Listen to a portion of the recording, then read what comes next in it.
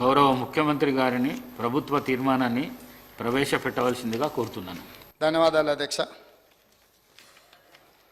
Doctor BR Ambedkar రచించిన రాజ్యాంగం ప్రకారం భారతదేశం అన్ని రాష్ట్రాల సమైక్య, అన్ని రాష్ట్రాల సమీకృత సమ్మిళిత అభివృద్ధి కేంద్ర ప్రభుత్వ బాధ్యత.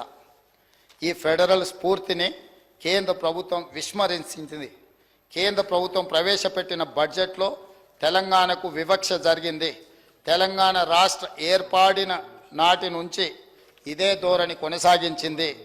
ఆంధ్రప్రదేశ్ పునర్వ్యవస్థీకరణ చట్టం ప్రకారం 2 రాష్ట్రాల సుస్థిర అభివృద్ధి కోసం కేంద్ర ప్రభుత్వం అవసరమైన అన్ని చర్యలు చేపట్టాలి. కానీ విభజన చట్టంలో పొందుపరిచిన హామీలను అమలు చేయటంలో కేంద్ర ప్రభుత్వం విఫలమైంది.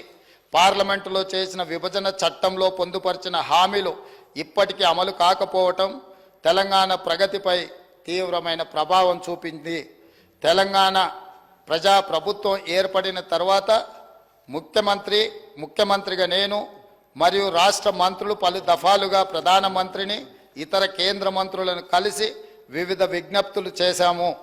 రాష్ట్రానికి సంబంధించిన వివిధ ప్రాజెక్టులకు ఆర్థిక సాయం కోరడంతో పాటు చట్ట ప్రకారం రావాల్సిన నిధులు అపరిష్కృతంగా ఉన్న అంశాలపై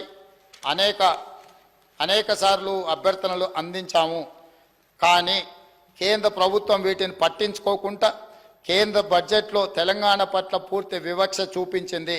అందుకే తెలంగాణ రాష్ట్ర పట్ల కేంద్రం అనుసరించిన తీరుపై ఈ సభ తీవ్ర అసంతృప్తిని, నిరసనను తెలియజేస్తున్నది.